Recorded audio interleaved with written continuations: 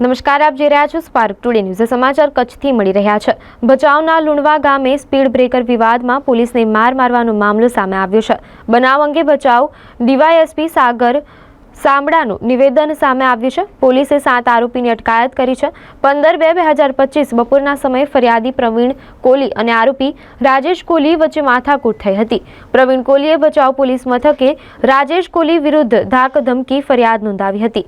આરોપીઓએ ફરિયાદીને પોલીસ ફરિયાદ કેમ નોંધાવી તેમ કહી બબાલ કરી હતી, જેમાં પોલીસ બે પક્ષોને સમજાવવા વચ્ચે પડતા ટોળું પીએસઆઈ સહિત પોલીસ કર્મીઓ પર તૂટી પડ્યું હતું। લખામાં તપાસ માટે ગયેલા પીએસઆઈ સહિતના પોલીસ કર્મીઓ પર હત્યાના ઈરાદે જીવલેણ હુમલો થયો હતો।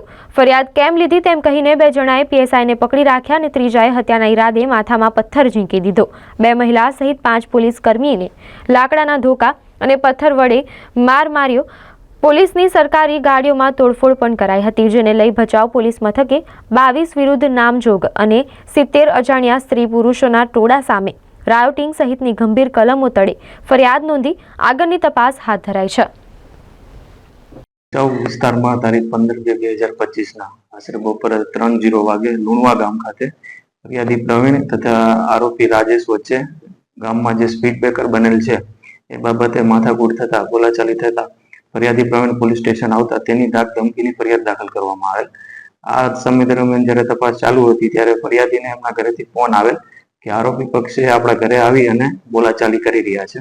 તેથી ફરિયાદી અને પોલીસ સ્ટાફ સાથે લુણવા ગામ ખાતે જતા અને આરોપીઓને સમજાવવા છતાં આરોપીઓએ ફરિયાદીને કીધેલ કે અમારી વિરુદ્ધ તમે કેમ ફરિયાદ દાખલ કરવામાં આવેલ છે ખોટી, તો આ બાબતે એકદમ ટોળું ઉશ્કેરાઈ જાય અને પથ્થરમારો શરૂ કરવામાં આવેલ, જે સમય દરમિયાન પોલીસને પણ પથ્થરમારો લાગતા ઈજા થયેલ છે।